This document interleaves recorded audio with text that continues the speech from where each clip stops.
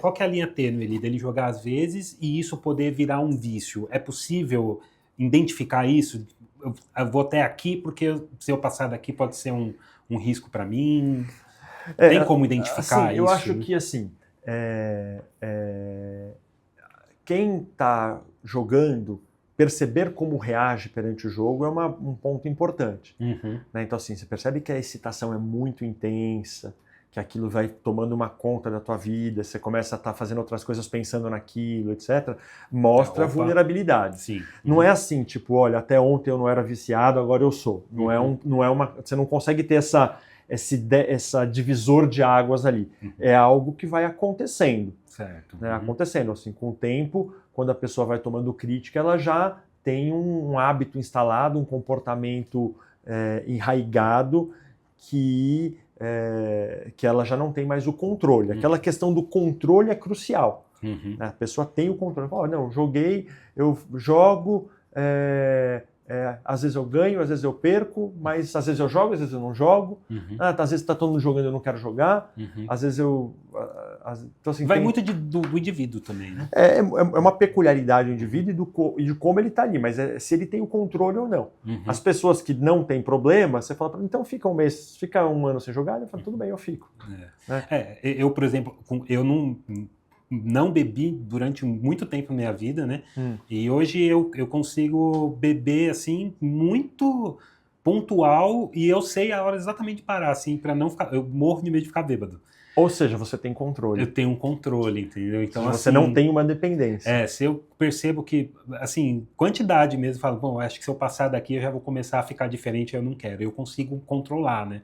Mas não é todo mundo que é assim, né? Quem tem um problema com álcool, né? Tanto que quando a gente vai lá para os alcoólicos anônimos que trabalham os 12 passos, que também existem os jogadores anônimos para o jogo, inclusive é um bom lugar para procurar ajuda, né? Mas eles trabalham muito, evitar o primeiro gole, no caso do jogo, evitar a primeira aposta. Por quê? Porque o problema da pessoa é controle, não é... Né? Muitas vezes a pessoa vai lá e joga na bet, depois ela para e começa a fazer uma fezinha na loteria, etc. É perigoso, é um gatilho, né? Porque ela não tem controle. É que nem alguém que tem lá um problema com álcool, bebe muito uísque, daí fica um tempo e depois começa a tomar cerveja. É um pulinho até voltar a contar. E você fala da loteria, a loteria é um caso de apostas que existe há anos e não é visto como um vício, né? Mas existe vício também em loteria, né? Existem pessoas que desenvolvem dependência por loteria. É evidente que tem algumas diferenças, porque assim, hoje em dia você tem uma série de loterias quase todos os dias, né? Mas antigamente você tinha lá um sorteio no sábado, na quarta. Bilhetinho, né? A raspadinha. São vários tipos, né? Você tem a raspadinha, um tipo de loteria, você tem quina, cena, né? Então, quando você tem um jogo que ele tem um intervalo maior entre aposta e resultado, é mais difícil desenvolver dependência. O estímulo não é sempre, né? Exato, e hoje tem tantos atrativos que outros caminhos de aposta, que as pessoas que ficam viciadas vão atrás daquilo que tem uma frequência maior. E é mais difícil também, né? Ele acaba percebendo que a loteria é muito mais difícil, ele prefere jogar mais vezes e ganhar pouco, né? Do que fazer uma aposta ali para ganhar 250 milhões, que ele sabe que é praticamente impossível, então é difícil se viciar. Exato, tem essa questão do reforço, né? Então, porque queira ou não queira esse jogador que se viciou, ele vai ter alguns ganhos no meio do caminho.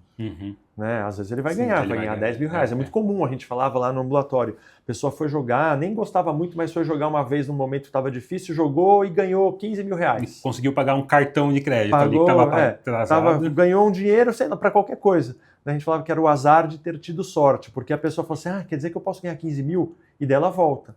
É só uma questão de tempo para ela ter perdido os 15 e mais 15 que ela tinha. E virar uma dívida, virar uma dependente. E uma dependência. Exatamente. Dependência... Como é que eu posso falar? Uma dependência em vício? É uma dependência comportamental, é um vício em apostas. Né? A gente chama o nome no livro que categoriza os transtornos psiquiátricos, é transtorno do jogo. Transtorno do jogo. Hoje a gente tem ouvido falar ludopatia. Ludopatia, né? Mas o nome técnico é transtorno do jogo. Transtorno do jogo. Antigamente a gente chamava de jogo patológico, na última revisão americana aí que saiu, o nome foi para transtorno do jogo. E é curioso porque nesse livro que coloca as doenças psiquiátricas, que categoriza, né? O jogo, ele antes fazia parte de um capítulo que era os transtornos do controle dos impulsos.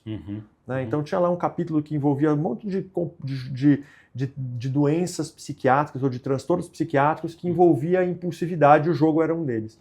Mais recentemente, 2013, o jogo virou um braço das dependências. Tá. Então você tem dependência de substâncias e o jogo é um expoente de uma dependência de não substância, uma dependência que prescinde de uma substância para a pessoa ficar viciada. E talvez com as bets possa trazer uma categoria nova, você acredita que possa ser? Eu acho que não, acho que não uma categoria nova, mas assim, você tem novos desafios no tratamento. Antigamente, a gente tinha assim, uma diferenciação muito clara do jogo do homem para a mulher. O homem começava a jogar lá pelos seus 18, 19 anos, jogando sinuca e apostando, truco, cacheta, e depois ele ia... Corrida de cavalo. Ia sempre, assim, começava com apostas mais voltadas para alguma coisa que ele tinha que ter alguma habilidade, alguma potencialização do seu ego, etc. Né? E daí demorava lá 20 e poucos anos até ele de fato ter problema, chegar nos jogos de maquininha, que eram aquelas maquininhas dos bingos, etc. Né? Então você tinha um longo período ali. As mulheres, a gente via que começava lá para os seus 36, 35, 36 anos, e elas tendiam a ir muito rapidamente para esses jogos eletrônicos, que eles são mais viciantes. Entendi. Né? Porque você vai lá e aperta o botão, você põe uma moedinha, aperta o botão e já dá o resultado. Aquele que vira a roletinha, Exato, tem que fazer a combinação de três desenhinhos ali. Exato. Agora, hoje em dia, mudou tudo, porque as pessoas já têm o gambling no celular. Então, assim, essa apresentação ela fica um pouco mais difícil. Você vê muitos jovens, né? Recebo muitos jovens 20 e poucos anos trazidos pela família, porque já estão endividados, com dívidas, assim, às vezes absurdas. Porque uma coisa que acontece com quem joga é perder a noção do valor. No começo eles começam apostando 15, 20, etc. Daqui a pouco eles falam, não, apostei, não, perdi só 5 mil numa noite.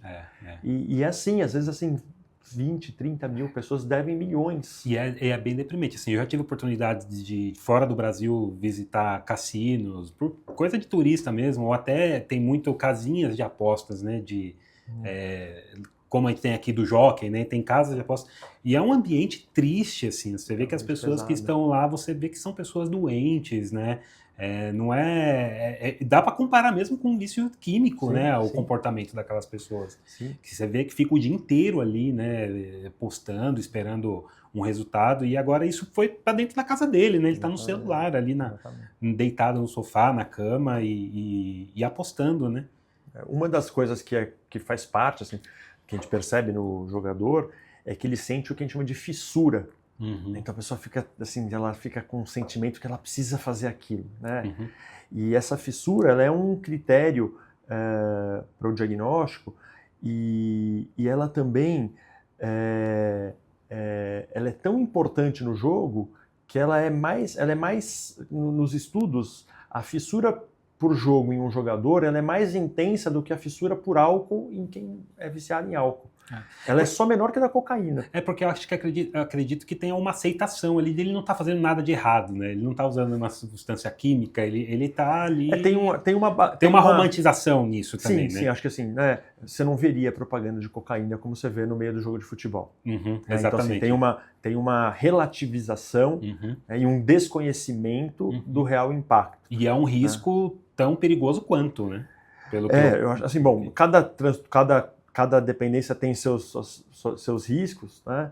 É até difícil assim de falar, olha, essa aqui é mais outra, porque às vezes uma que é muito, ela é mais difícil de desenvolver porque não é tão fácil acesso, né? Outras não são tão graves, mas muitas pessoas usam, então tem uma consequência.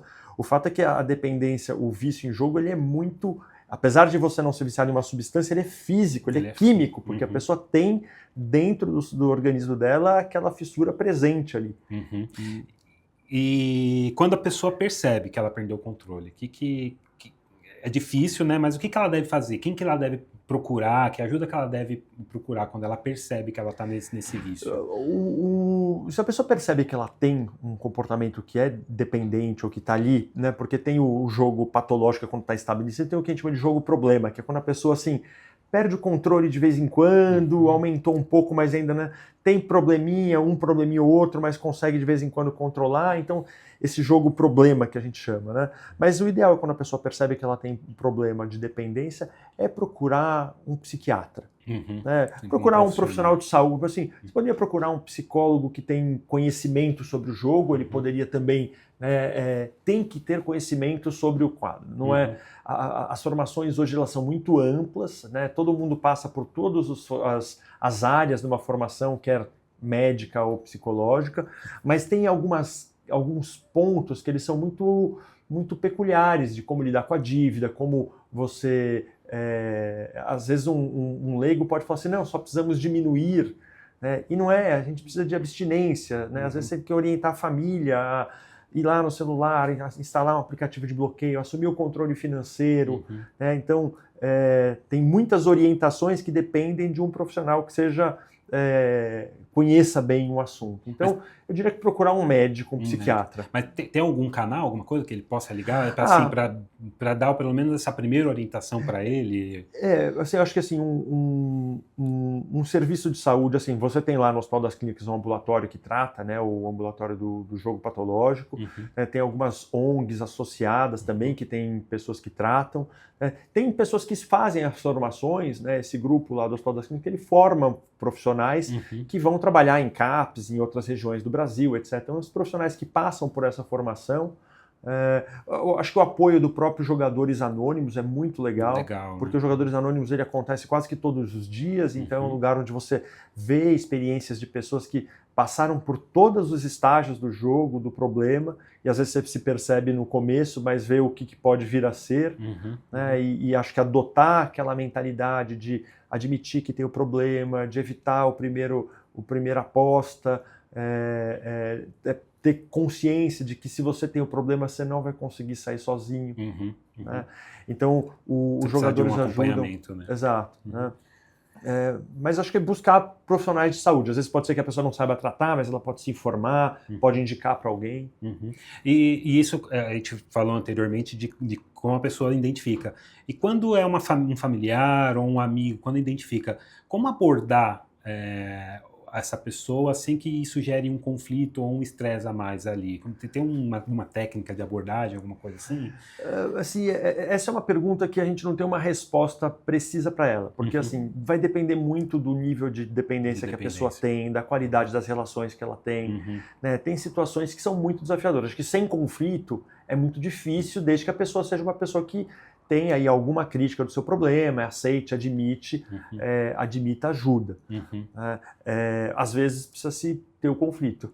Às vezes alguém precisa bancar o conflito. Precisa passar pelo conflito. E é parte da vida. O problema. Exato. Assim, tem problemas que a gente, né, às vezes para salvar uma pessoa que está com uma perna quebrada, você precisa ir lá e puxar e refazer a redução daquela fratura lá para a circulação. Então, às vezes, tem um movimento inicial que é desafiador, é duro, né? E aí é um lugar onde muitas vezes se perpetuam, porque a família não tem alguém que tenha potência para se colocar, ou a pessoa é muito agressiva, é muito difícil de se conversar, então não vai conseguir levar para o tratamento. Então aí, onde tem os desafios, nesses casos, assim, minha orientação é procurar os grupos de familiares, se informar, tentar encontrar caminhos pelas tabelas para conseguir, em algum momento, direcionar aquele indivíduo para um lugar onde ele seja tratado. Né? Evitar salvar, né? Porque uma das orientações que a gente dá quando recebe filhos, né? Muitas vezes os pais trazem no consultório o filho porque o filho está jogando e o filho tem dívida e os pais vão lá e pagam todas as dívidas. Às vezes a gente fala assim, olha, não paga, deixa sujar o nome. Melhor o nome sujo, porque daí você criou já um fundo do poço ali que ele vai ter que se defrontar e vai entender que tem que tratar, do que você adiar isso para daqui 2 anos, quando ele vai estar mais viciado, que vai ter feito apostas maiores. Mas isso também é aquele negócio, depende do indivíduo, né? O indivíduo desse, por exemplo, pode começar a ser violento com os pais, né? Pode começar a ser violento, às vezes assim, muito frequente as pessoas falam, não, mas eu preciso pagar porque tem um agiota que falou que vai matar ele. Então tem situações que são muito dilemáticas ali para a família. É bem difícil, né? Por isso que é a importância. Acho que hoje a minha principal orientação para os pais monitorem seus filhos com relação ao uso de tecnologia, principalmente com relação a apostas. Trabalhem que a aposta não é legal, que a aposta não vai trazer nada. Ninguém nunca ficou rico. Eu nunca recebi lá, nos 18 anos de ambulatório e os anos que eu já trato, eu nunca recebi um jogador que falou assim, não, eu tô aqui porque eu tô ansioso, porque eu fiquei rico com o jogo. Não existe. Não existe. Ele sempre perde mais do que ele ganha. Não existe, né? Exatamente. Você vai ver o dono do cassino chegando lá e falando assim, olha, tô com problema com álcool, ou tive um lapso aqui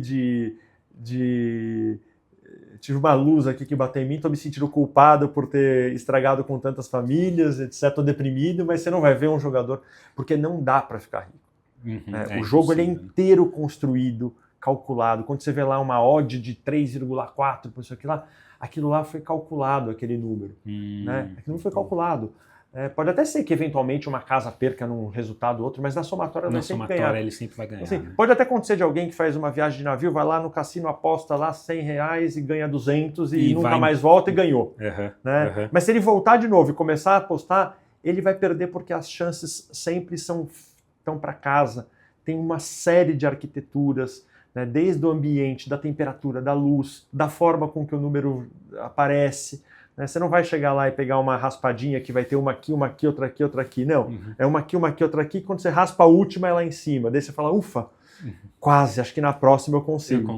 Então, eles criam ilusões. Eles sabem onde as pessoas vão raspar primeiro. Sabem onde vão raspar. Tem eles criam as probabilidades. Né? Eles criam essa ilusão de ligação entre os eventos. Né? Então, assim, o fato de você ter jogado uma raspadinha e ter quase acertado não significa que na próxima ela vai cair no lugar certo. Vai ser a mesma combinação. Né? Mas a cabeça do jogador, ela não entende isso. E você falando assim daquele cara que vai eventualmente num navio e joga, né? Que cuidado que esse cara tem que tomar para evitar que isso vire um vício? Eu acho assim problema, depende de como a pessoa se sente ali naquele... Se ele gosta, se ele curte, etc., já é uma tensão. Você tem alguma vulnerabilidade a mais, porque se você repetir aquilo por muito tempo, muitas vezes você tende a desenvolver uma dependência. Né? É evidente, acho que assim, dentro de uma situação pontual como essa, é mais perceber como que se reage.